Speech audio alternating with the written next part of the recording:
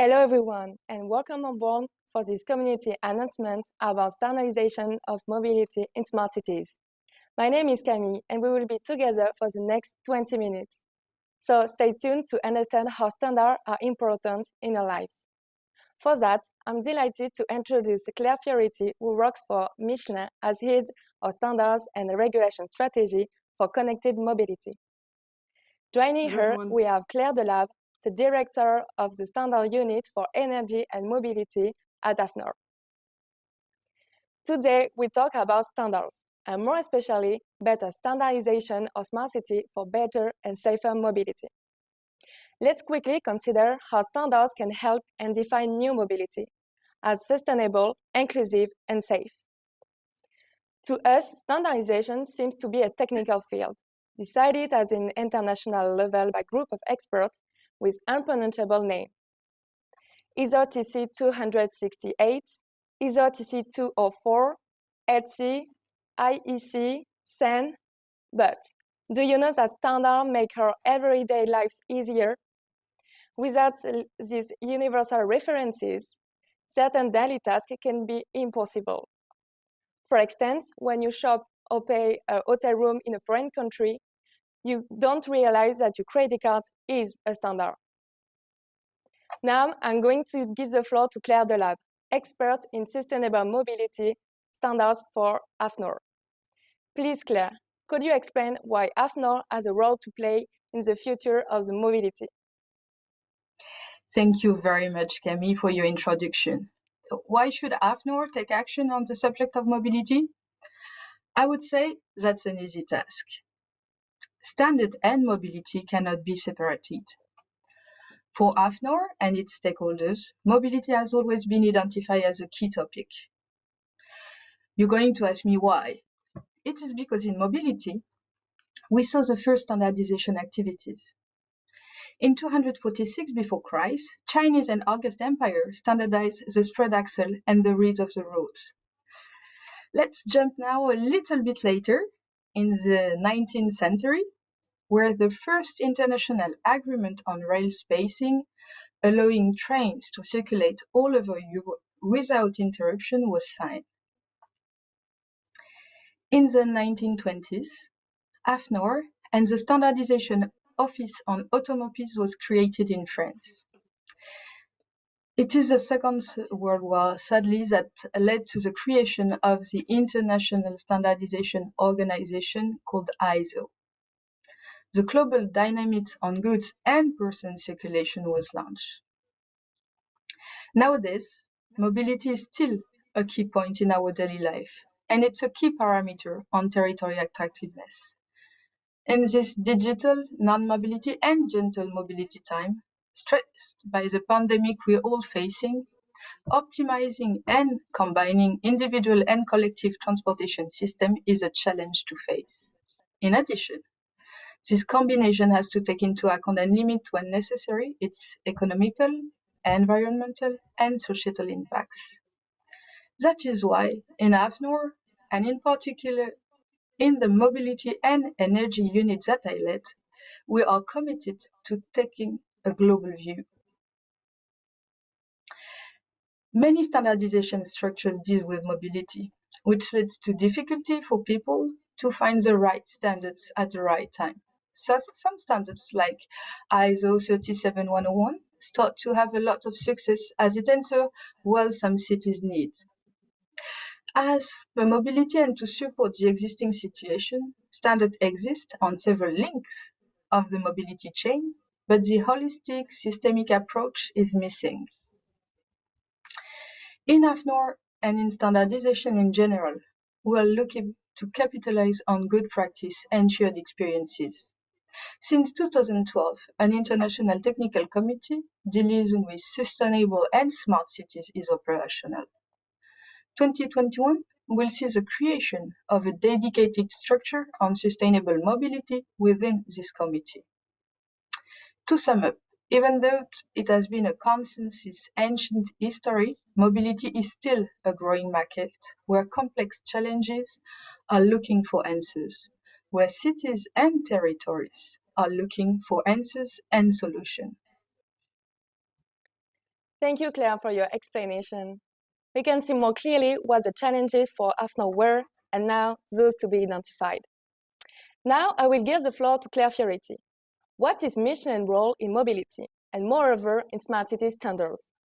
Maybe you can tell me more about relationship between mobility, standards, and Group Michelin. Of course, Camille. Motion for Life, Michelin purpose is dedicated for years to enhancing mobility of people and goods.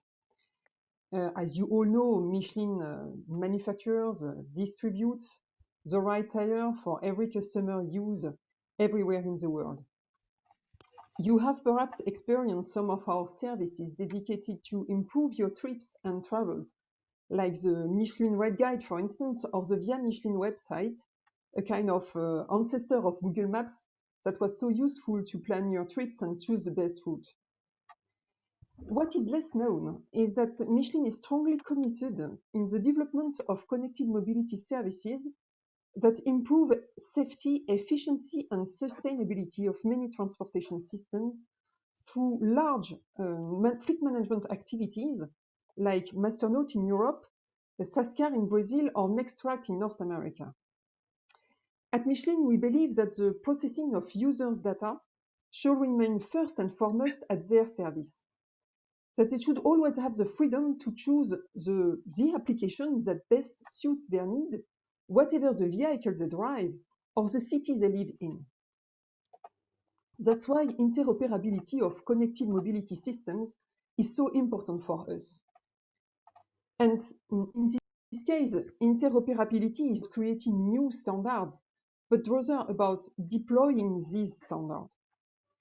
As Camille and Claire said, there is a huge number of standards in the area of connected mobility, published by many sources like ISO technical committees or ETSI, IEC, but no one of these standards are really adopted on the field today.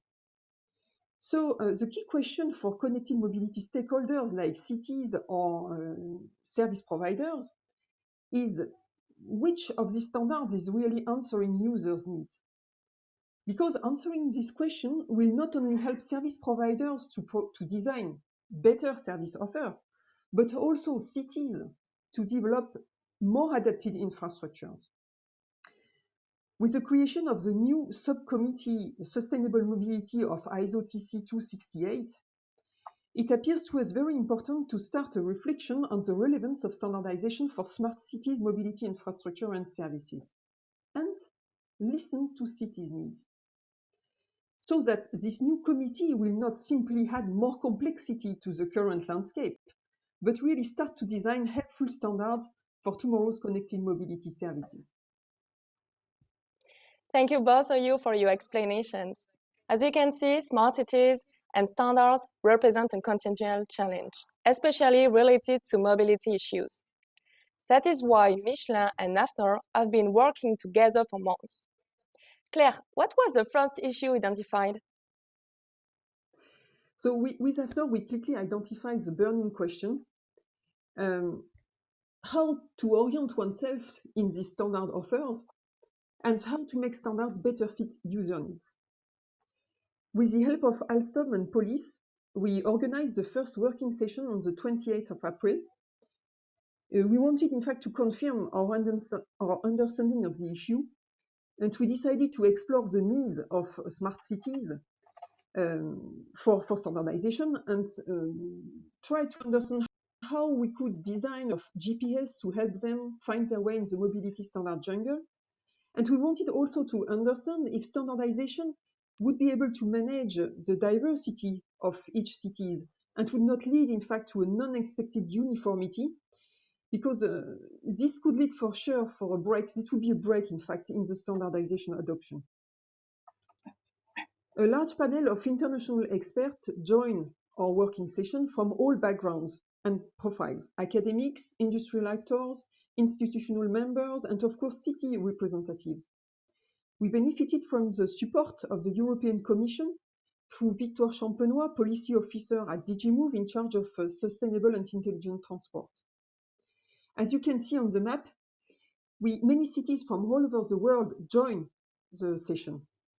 The diversity was for us a guarantee of the quality of the discussion that was indeed very fruitful. Oh, very interesting, Claire, thank you. It seems to be a good start for this community of interest. So, Claire, what about the findings of this collaborative time? So, after 2 hours of hard collaborative work, the group agreed on 3 items that are for now critical. The first one is regarding the data. Indeed, data processing requires standardization, especially in order to better protect personal data. The holistic approach of the mobility system aimed by the future work of the ISO subcommittee on sustainable mobility could draft guidelines on this point. The second item identified was that existing standards are not enough known.